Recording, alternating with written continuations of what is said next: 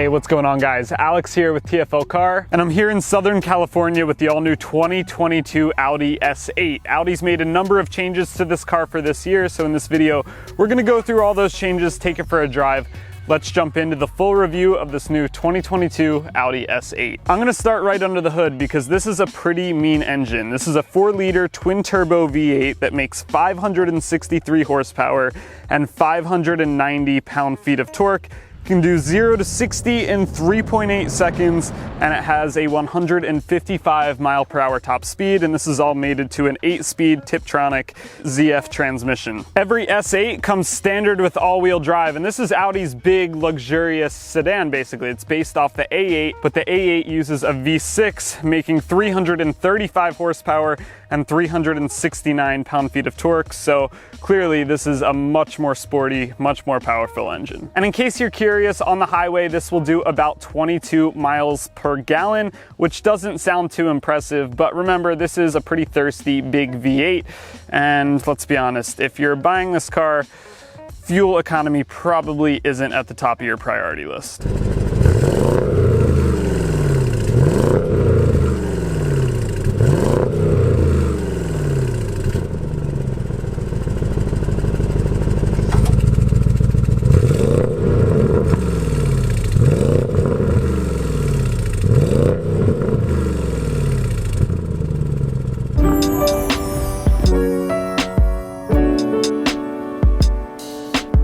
Now for suspension, this S8 has predictive active suspension, which is a pretty advanced system. There's a lot of tech that goes into it. So the car's on air suspension. You can raise and lower it using the center screen. It will also adjust depending on what mode you're in. But there's also an electromechanical motor at each wheel. And what this car does is it uses its sensors and cameras up by the rear view mirror, and it will read bumps, potholes, dips out in front of you, and then it will choose which wheel to unload before the bumps so that you don't feel it. This works best in the Comfort Plus mode, and it's pretty cool. It can also detect side impacts. So if it notices a car coming and it's going to impact the side of you, it will raise that entire side of the car up. That way the car that's hitting you will make contact with the S8 in its reinforced section and make for basically a safer crash. And that's pretty cool. As soon as you open the door, it takes like 2 or 3 seconds, but the whole car lifts up. This is a pretty low car, so that just makes it that much easier to step inside. Then once you start it, it'll drop back down if you're in dynamic mode and make for better handling. Right now I'm in the Comfort Plus mode. I've been driving like this for the past 30 minutes or so, coming up to a speed bump right now, and that was really smooth. So the system, it's not magical. You know, if you're on a really bumpy road, you're still gonna feel the bumps, but you know, it's seeing these speed bumps before I approach them, and I can feel the front end of the car slightly raise up before I get to the speed bump. It's really cool, it works really well, but it's not gonna be perfect on every single road. On a really rough road, you're still gonna feel the bumps. Oh, that's so cool though. I don't know if you heard that, but right like a foot before you get to the speed bump, you can hear the front end raise up, then you hit the bump, then the back end raises up, and then it all kind of settles out. It's really cool. And that time, I guess the parameters weren't right or whatever. It didn't recognize the speed bump, and I went over it like normal. The car really kind of wallowed as it went over it. So it doesn't work all the time, like I said, but when it does, it works really well. And I'm still in Comfort Plus mode, but now I've got a little space, and if I plant my foot, I mean, it still takes off pretty well in Comfort Plus mode. It's not like snap your neck back fast, but it still moves. So if you need passing power and you're in that comfort mode, you're not gonna have any issues.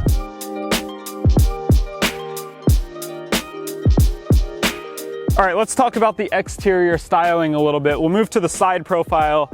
This is a really long car. You can see just how big that rear door is right there. The A8 and the S8 are only available in this long wheelbase version, so you can't get a shorter version, but that does make this a pretty comfortable car, whether you're riding in the back or driving from the front seat. The front fascia of this car has been updated, so they widened the grille a little bit to give it a more aggressive appearance. It's a pretty cool grille design with these little L shapes that change direction as you go to the other side of the grille. These headlights are new for this this year, and these are Audi's digital matrix headlights, which are a pretty big deal, although we're still working on the legislation here in the US to get them fully road legal. So they're not fully functional on this car, but they are here and hopefully ready for a software update when that day does come. They're just a giant grid of pixels basically that the car can control and adjust light, so it can really just shine a bright beam of light down your individual lane without blinding oncoming traffic. It can also do cool things like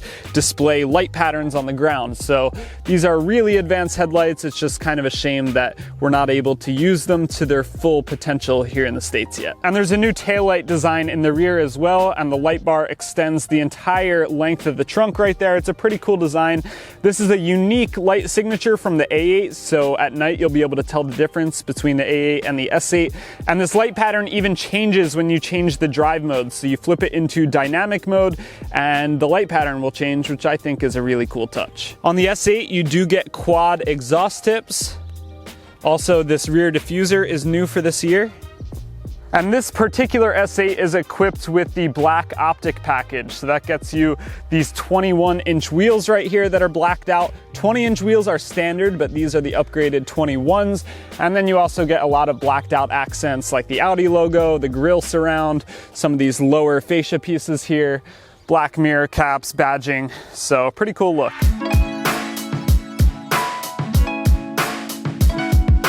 Let me start with these door handles. They're actually electronically actuated, so they pull like a normal door handle, but you can hear that it has an electronic actuator in it. Then once you open the door, you're greeted by these really nice quilted leather seats. When you start up the S8, it does a pretty cool welcome greeting, so let's start it up. You'll see the air vents slowly reveal themselves. So up top you have a 10.1-inch screen that's going to control your radio, your media, some of the vehicle's controls, and then down below you have an 8.6-inch screen, and this is going to be mainly for your climate, heated seats, stuff like that. For this year, Audi put a new processor into this system, so they say it's a little more responsive, a little snappier, and I haven't really had much issue using it at all. I do like that there is still a physical volume knob down here. Pretty much everything else, even your climate, is all controlled via a touchscreen, but I do really appreciate having a volume knob there, and that makes me completely okay with the rest of this. Something that is a little interesting with this system is it's not like a traditional touchscreen, so if you are using it like an iPhone where you just do a light tap, it's not actually going to respond. You have to actually physically press in, and you feel kind of a click there. And it takes a second to get used to, but once you're used to it, it's actually pretty satisfying. You can adjust the drive modes down here. So you click this little arrow, that will pop up all your drive modes right here. You have auto, dynamic, which is like your sporty mode.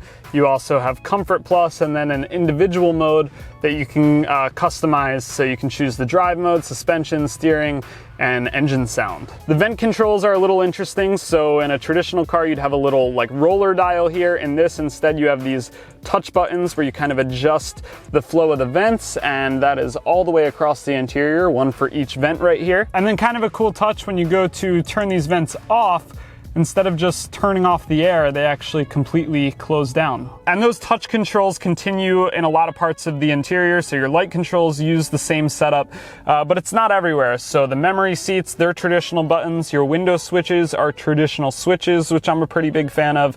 But oddly enough, the door handle on the inside, just like the outside, is electronically actuated. So you just pull it a little bit and the door pops open, but you can pull it all the way out for a manual release. Here's your center cluster. This is configurable, of course, so you can put a ton of different information up here, navigation, music. You can really put whatever info you want right in front of the driver. There's also a heads-up display to get you even more information. And this car has voice recognition, so I can say, "Hey Audi, coffee shops near me." Sorry, I cannot give you any destination information because route guidance was not started. Interesting. So it does have voice recognition software. I'm never the biggest fan of any of that kind of stuff. I find that it's always harder to use that than it is to use Siri or something on my phone and go through CarPlay, but it is there if you want it. that was the first time I tried to use it and I didn't have much luck, and I'm not gonna keep trying. A few more things, we can tap this camera button right here. Pretty advanced camera system on this car. We have a front-facing camera, we have a top-down view, and of course, my favorite, the 3D camera, where you can scroll around, change the angle up and down, and really get a good feel for what's around you. Also, lots of driver assistance features on this car, so you push that button there, and you can change the settings for them.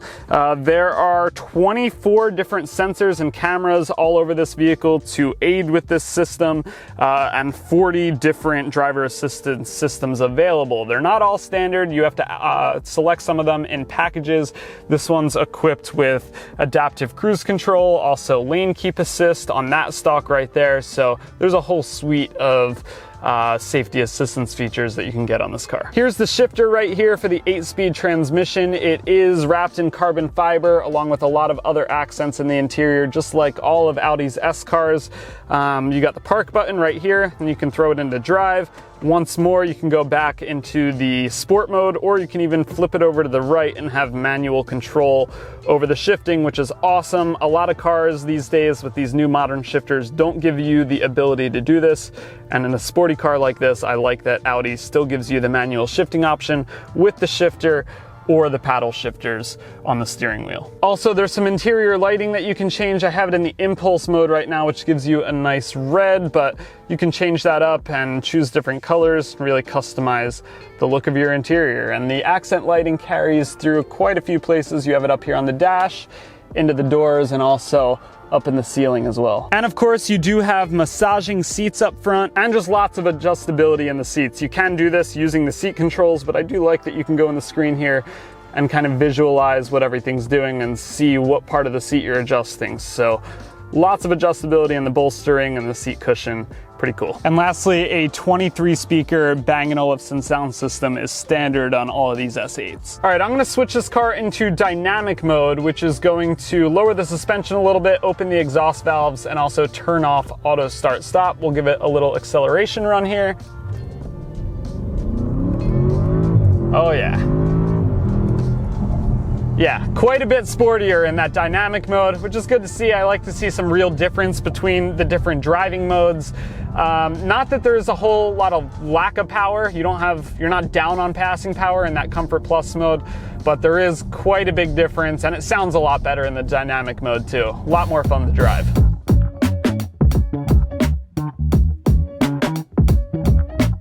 All right, let's jump in the back seat, check out how much space there is back here. And as you expected, there is a whole lot of space. I'm sitting behind myself. That seat is where I was driving. I'm 5'10", and I have well over a foot of knee room. And let's check out the headroom. Not an enormous amount, but I'm definitely comfortable back here. There is a pretty big hump in the center right here, so a middle seat passenger is not gonna be the happiest person in the world, but this is a vehicle you can get with 4 seat configurations. So this is the 5 seat. It does have this middle seat that then folds down to create an armrest with some, seat controls and climate controls back here. But you can get a permanent center console back here instead and turn this into a 4-seat configuration. You can get massaging seats in the rear and just make this a very comfortable place to be. This is clearly a car that Audi expects people to be driven in just as much as they are actually driving it. You can see in the back seat here, not only do you have controls for the window, but also the shades and the sunroof, things like that. So lots of things you can adjust right from the back seat. And lastly, you do have 2 12-volt sockets back here and some little vanity mirrors as well. So you can, there I am, you can check yourself out. I'll pop it open here so you can see how much space we have. And I do have a couple things back here just to give you an idea, but this does go very, very deep. So here's my camera bag right here. This is definitely not a small backpack. And I can push it in the back of the trunk there, still have plenty of space up front. And you've even got this little net right here to strap some things down if you need to. All S8s for 2022 come standard with dynamic all-wheel steering. So basically the rear wheels can turn up to 5 degrees, and that happens up to 37 miles an hour. Once you're above 37 miles an hour, it can only turn up to 2.5 degrees, but it works in 2 ways. Basically, at higher speeds, the rear wheels will turn in the same direction as the front wheels. That'll make for smoother lane changes, better handling. Or in slow speed situations, like in a parking lot, they will turn opposite of the front wheels, and that will just make for a tighter turning circle, make it easier to maneuver in and out of parking spots. Especially with a big, long car like this, that really does make a difference. It might sound a little gimmicky, but we've been testing a number of cars with steering systems like this year, and I'm a big fan of it. It works really well, and it just makes a big car like this a lot less intimidating to drive in tight spaces. Audi says that with this all-wheel steering setup, the turning circle was reduced by 3.6 feet. So I'm on a road right now where a lot of people parallel park, and I'm on the side of the curb. I'm gonna try and get out of here going the other direction without throwing this in reverse at all. So I'm just gonna put it in drive, crank the wheel all the way to the left, and give this a go. See if those rear wheels can get me around. And so far it's looking pretty good. I'm watching my cameras up here, and I don't think we're gonna make it. Right there, it looks like we're gonna run into the curb. So I'm gonna have to throw this into reverse. And I wasn't able to get out of there without putting it into reverse. A little bit bummed about that. If I had some more steering angle out of the rear wheels, I probably could have made it happen. But nevertheless, this is a big car, and a lot of cars would struggle getting out of a spot like that. So it's cool to see that the rear steer system is there. I just wish it gave me a little bit more. Overall, I am enjoying this S8 so far. It's comfortable, it's quiet, all the materials are great, feels well put together, build quality is phenomenal, and I do like that it does feel like it has two personalities. It's a luxury car, it's very comfortable to sit in, but it's very sporty and fast, and that's important to me. The 2022 S8 starts at $116,900. This one is equipped with the Black Optic Plus package that gets you all those blacked out accents. As far as competition goes, this is competing with cars like the Mercedes S-Class, the BMW 7 Series, and overall, I think it's a really fun car to drive. It's super luxurious on the inside, the modes make a big difference, and you can drive it like a luxury car, or you can drive it like a sports car. Thanks for watching. Don't forget to head on over to tfl-studios.com so you don't miss any stories in the automotive world, and we'll catch you in the next video.